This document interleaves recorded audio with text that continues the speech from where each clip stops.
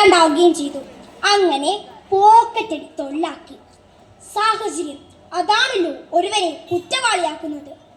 എന്നാൽ പോക്കറ്റടിക്കാരൻ മണ്ടൻ മുത്തപ്പയെ ആരും അറിയാതെ മനസ്സിലിട്ട് കൊള്ളുന്ന ഒരു പെൺകുട്ടിയുണ്ട്.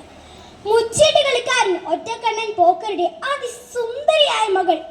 ഇവളാണ് ഈ കഥയിലെ നായിക സൈനബ.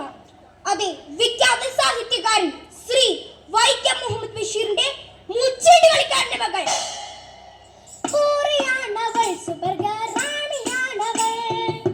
മൊഞ്ചുള്ള മഞ്ചാടി കുരുന്നാണവൾ, കൊഞ്ചും മൊഴിയുടെ അഴകാണവൾ, പഞ്ചമ പാടും കിളിയാണവൾ. ഗ്രാമചന്ത സുന്ദരമായി ഇരച്ചു തുടങ്ങുന്നതേ ഉള്ളൂ. ആ ചന്തയിലെ അതിപുരാതനമായ പൂപ്പർത്തി വൃക്ഷത്തണലിൽ നിൽക്കുന്നു മുച്ചീട്ട് കളിക്കാരൻ ഒറ്റക്കണ്ണൻ പോക്കർ. അദ്ദേഹം പഴയ പത്രക്കടലാസുകൾ നിരത്തിയിട്ട് അതിന്റെ 4 മൂലയിലും ചെറിയ വൃത്തിയുള്ള കല്ലുകൾ പെറുക്കി വെച്ചു. എന്നിട്ട് തന്റെ കയ്യിലിരുന്ന ഒരു കെട്ടുപൂത്തൻ ചീട്ടിൽ നിന്നും 3 എണ്ണം തിരഞ്ഞെടുത്ത് മാലോഖരെ ഉയർത്തിക്കാട്ടി. 1 രൂപ ചീട്ടും 2 പുള്ളിച്ചീട്ടുകൾ. അയാൾ പ്രപഞ്ചത്തെ നോക്കി മുദ്രാവാക്യം മുഴക്കി. അബൈ രാജാബൈ, 1 വെച്ചാൽ 2, 2 വെച്ചാൽ 4, രൂപയ്ക്ക് വെച്ചാൽ നിങ്ങൾക്ക്, പുള്ളിയെ വെച്ചാൽ ഞമ്മക്ക്, മായമില്ല മന്ത്രമില്ല. ആ ചീട്ടുകളിൽ കടലാസിൽ കമഴ്ത്തി വെച്ചു.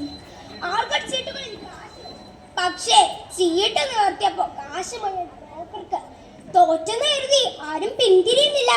1 വെച്ചാൽ 2 കിട്ടാൻ ആഗ്രഹമില്ലാത്തവരായി ആരാണുള്ളത്? 10 കിട്ടുകിൽ 100 മതിയെന്നും, ശതമാകിൽ സഹസ്രം മതിയെന്നും, 1000 പണം കയ്യിലുണ്ടാകുമ്പോൾ ആയുധമാകിൽ ആശ്ചര്യമെന്നതും. ഒരിക്കൽ മഹത്തായ മുച്ചീട്ടുകളി അഭ്യസിക്കാനായി മുത്തപ്പ പോക്കറ്റ് അടിച്ച് കിട്ടിയ കാശുമായി പോക്കറുടെ അടുത്തെത്തി. അബൈ രാജാബൈ, 1 വെച്ചാൽ 2, 2 വെച്ചാൽ 4. അപ്പോഴാണ് ഒറ്റക്കണ്ണൻ പോക്കർ മുത്തപ്പയെ കണ്ടത്. ആരിക്കും വെക്കാം, ഏത് മണ്ടൻ കൈതയ്ക്കും വെക്കാം. മുത്തപ്പ ആ ചീട്ടുകൾ വെച്ചു. ഒറ്റക്കണ്ണൻ പോക്കർ ചീട്ട് നിർത്തി. കൈതേ, ഈ കാശ് ഞമ്മക്ക് വെച്ചോടാം, ചോളയുടെ വെച്ചോടാം. പക്ഷേ ഇനിയും വെക്കാൻ മുത്തപ്പയുടെ കൈ കാശുണ്ടായിരുന്നില്ല.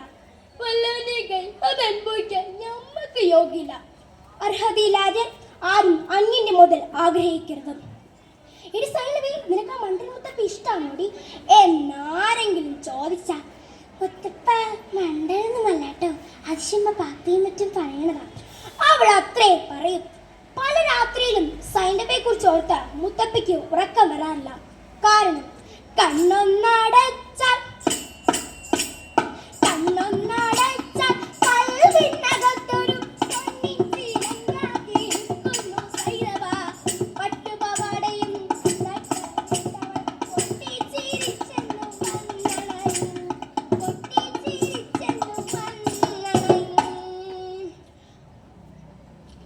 മുച്ചീട്ട് കളിക്കാരൻ ഒറ്റക്കണ്ണൻ പോക്കർക്ക് മകളെ കുറിച്ചുള്ള വിചാരമാണ് എപ്പോഴും. ഒരു 500 രൂപ ഒരു കുട്ടി ഓളക്കൊയ്ത്തിലും കാതിലും നല്ല പൊൻപണ്ടങ്ങൾ വിട്ട് നല്ല യോഗന്മാർക്ക് നിക്കാഹ് കഴിപ്പിച്ചു കൊടുക്കണം. ഒരു ദിവസം ചന്ത പിരിഞ്ഞ് കുറെ കപ്പയുമായി പോക്കർ വീട്ടിലേക്ക് നടന്നു. അവിടെ കണ്ട കാഴ്ച സൈനബയുടെ മടിയിൽ തലയും വെച്ച് കിടക്കുന്നു മണ്ടൻ മുത്തപ്പ. ബാപ്പയെ കണ്ടതും അവൻ ഞെട്ടിപ്പണിഞ്ഞെഴുന്നേറ്റു. പോക്കർ അലറിക്കൊണ്ട്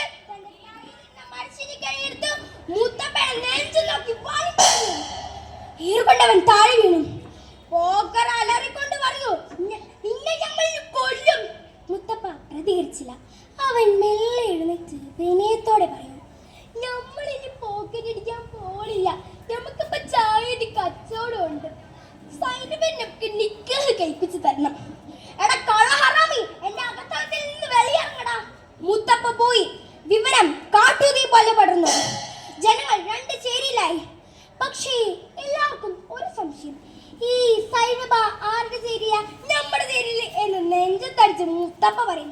പക്ഷേ പോക്കർ പറയും, നീ പൊടക്കായില്ലേ, നമ്മുടെ പുന്നാര മോള സൈനബ. പക്ഷേ ഈ സൈനബ ആരുടെ പക്ഷത്താണെന്ന് ആർക്കും ഒരു വ്യക്തതയുമില്ല. ഈ പെണ്ണിന്റെ മനസ്സ് പോകുന്നിടത്താ ജയം എന്ന് ജനങ്ങൾ സംയുക്തമായി പ്രഖ്യാപിച്ചു. നാളുകൾ കഴിഞ്ഞു. മുത്തപ്പ ഒരു വെള്ളി രൂപയുമായി ചന്തയിൽ പ്രത്യക്ഷപ്പെട്ടു. അബൈ രാജാബൈ, 1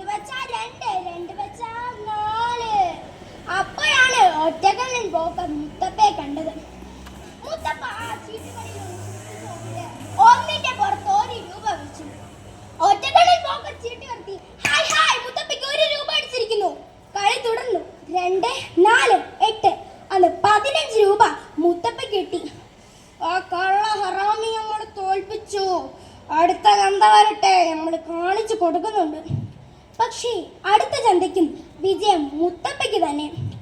12 ചന്ത കഴിഞ്ഞു മുത്തപ്പ മുച്ചീട്ടുകളിൽ ജയിച്ചു കേറി. സമ്പാദ്യമെല്ലാം തകർത്തൊരു പോക്ക് മുത്തപ്പ തന്നോട് സന്ധി ചെയ്തു. എടാ മുത്തപ്പ, സൈനവേല കെട്ടിക്കാൻ വെച്ചിരുന്ന കായ് മുഴുവൻ തീർന്ന് നമ്മളിപ്പോ കടം മേടിച്ചാ കളിക്കുന്നത്. അതുകൊണ്ട് നീ ഇനി കളിക്കാൻ വരരുത്. നിനക്ക് ചന്തോറും നമ്മൾ 5ന്റെ കായ് വന്നേക്കാം. ഞമ്മക്ക് കായൊന്നും വേണ്ട, ഞമ്മക്കിപ്പോ ചായന്റെ കച്ചവടമുണ്ട്. സൈനവേല കെട്ടിച്ചെന്നാ നമ്മൾ ഇനി കളിക്കാൻ വരില്ല. അങ്ങനെ മനസ്സിലാ മനസ്സോടെ മുത്തപ്പയ്ക്ക് സൈനവയെ കെട്ടിച്ചു കൊടുത്തു. പക്ഷേ പോക്കർക്ക് സംശയം തരുന്നില്ല. ഈ മുത്തപ്പയ്ക്ക് എങ്ങനെ രൂപച്ചീട്ടിൽ രൂപ വയ്ക്കാൻ സാധിച്ചു? എടാ മോനെ, നീ നമ്മളോട് സത്യം പറ. എന്റെ ബുദ്ധി. എടാ മോനെ, നിനക്ക് എവിടുന്നാ ബുദ്ധി?